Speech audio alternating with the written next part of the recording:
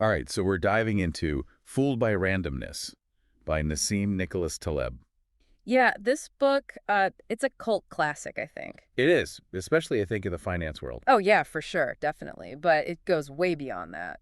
but it's applicable to, I mean, just about every part of life. Definitely, definitely. I think it's one of those that can really change how you think about success and even failure and just like how much control we actually have.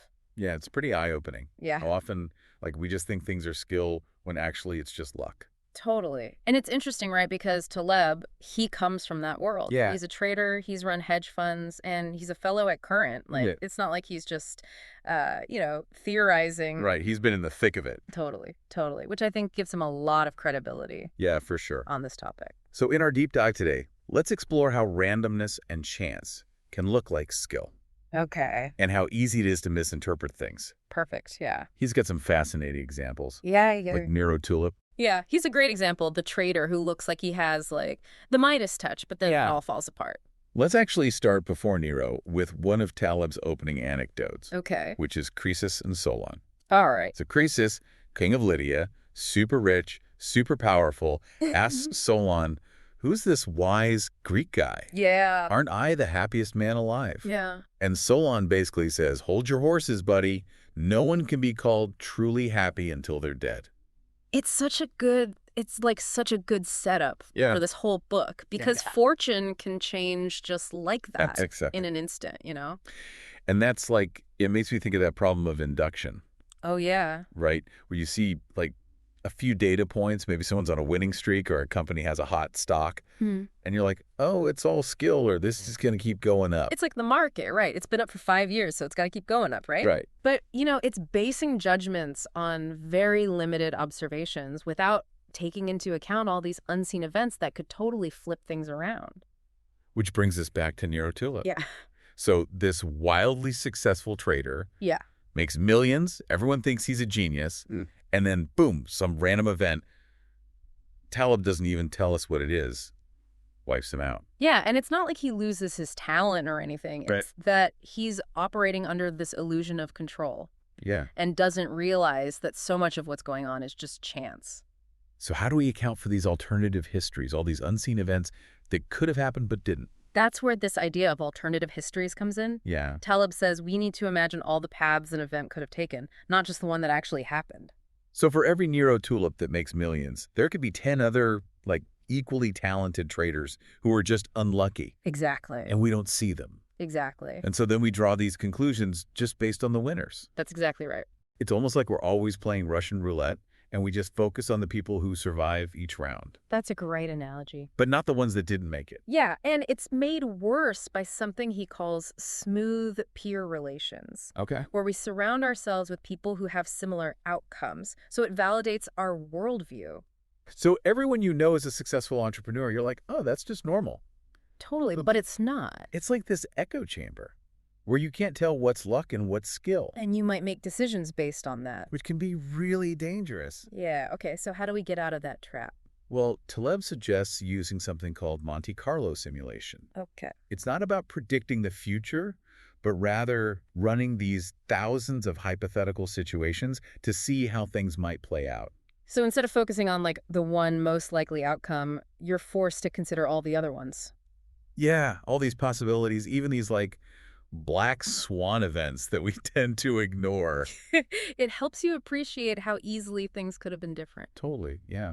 Okay, so we've got Solon's warning about like fortune changing quickly, the problem of induction, illusion of control, alternative histories, this echo chamber effect. There's a lot Yeah, to think about. there's a lot to unpack here. For sure. In the next part, we'll go even deeper into how our brains are wired to look for patterns even when they're not really there. Sounds good. So for those listening, buckle up. Yeah. It's going to be a wild ride through the world of randomness. Definitely. Welcome back to our deep dive.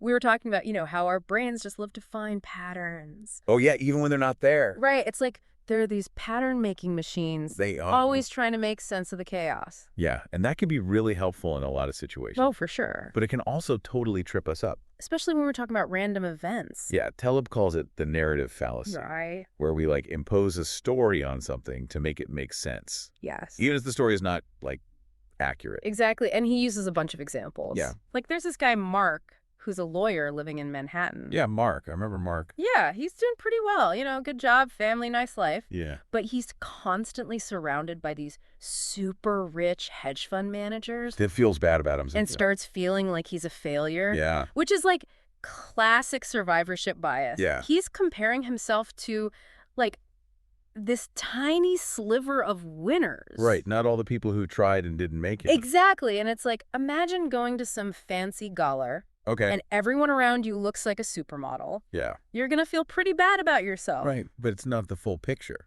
It's a very curated slice of reality. Right.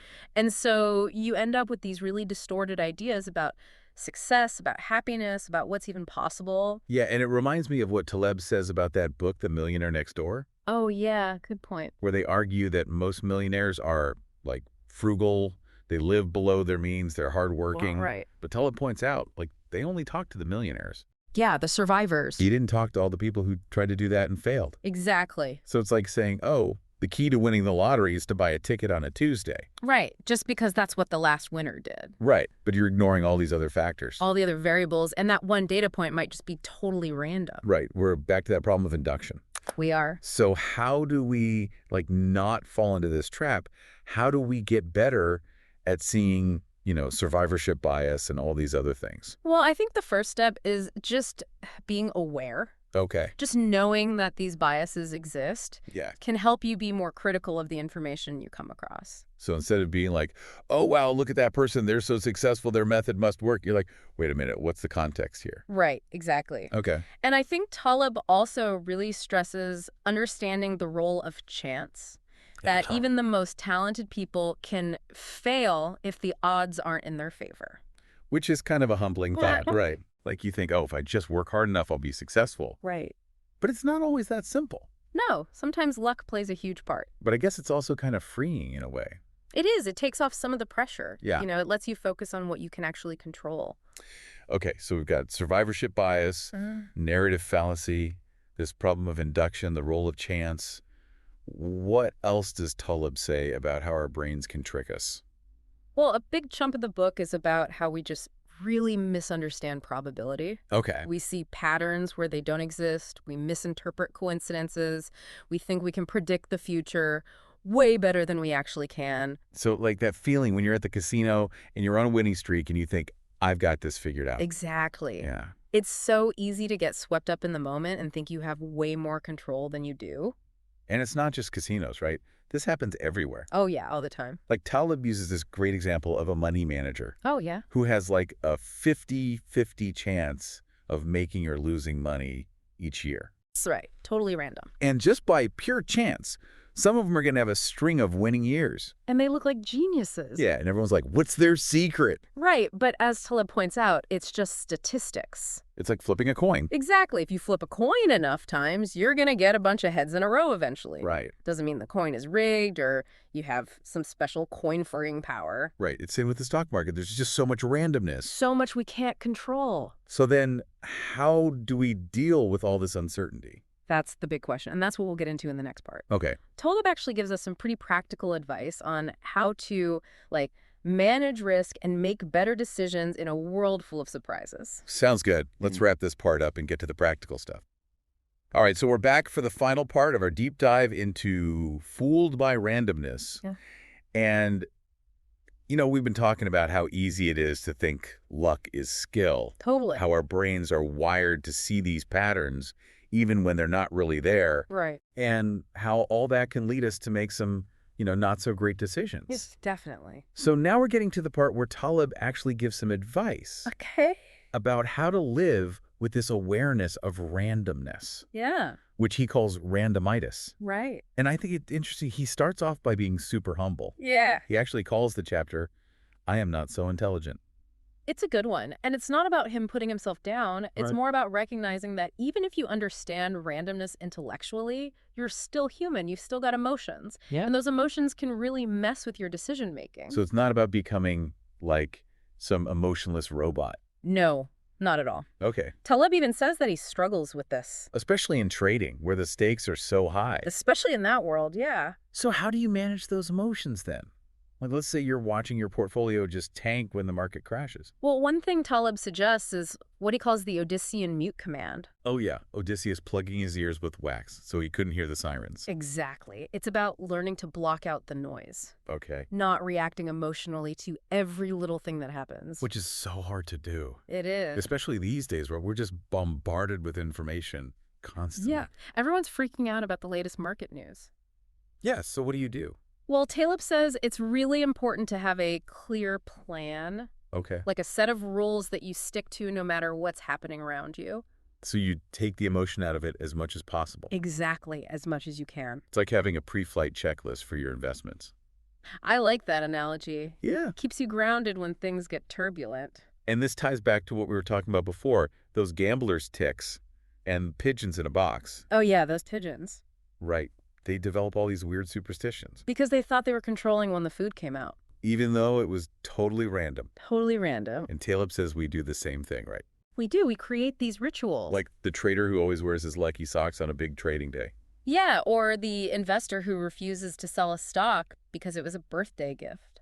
It's like we're trying to impose order on this chaotic world. We are, even when it's not really there. And those little ticks, they might seem harmless. But they can really lead you down the wrong path. Yeah, so it's not enough to just understand randomness in your head. Right. It's about recognizing those emotional and behavioral patterns, too. Right. The things that can really trip you up. And I think that leads to one of Taleb's most important points. Which is? Humility. Humility, yeah. We need to accept that we don't have all the answers. We don't know what's going to happen. And sometimes things just happen. They do. It's about getting comfortable with not knowing. Which is a huge mental shift for a lot of people. It is. It's like embracing the unknown. Yeah, and that kind of leads into Taleb's final argument, which is all about this idea of the open society. Okay, so what does that mean? It's a society that's open to new ideas, to challenging assumptions, to accepting that randomness plays a big role in everything. So instead of clinging to, like, rigid beliefs, Yeah, you have to be flexible. you got to be adaptable, willing to change your mind. Exactly, because in a world that's just getting more and more complex and unpredictable, that's what's going to help you navigate all the twists and turns. So that wraps up our deep dive into Fooled by Randomness. It's been a wild ride. It has. Definitely mind-bending. Yeah. But I think if I had to sum up the key takeaway, Yeah. it's that we can't control randomness, but we can control how we respond to it. That's it. That's the key. And by understanding our biases and Yeah. managing our emotions. And having this kind of like probabilistic view of the world. Hopefully we can make better decisions. And live a little more wisely. So to all our listeners out there, thanks for joining us. Thanks for listening. And until next time, keep questioning your assumptions. And remember, you might just be fooled by randomness.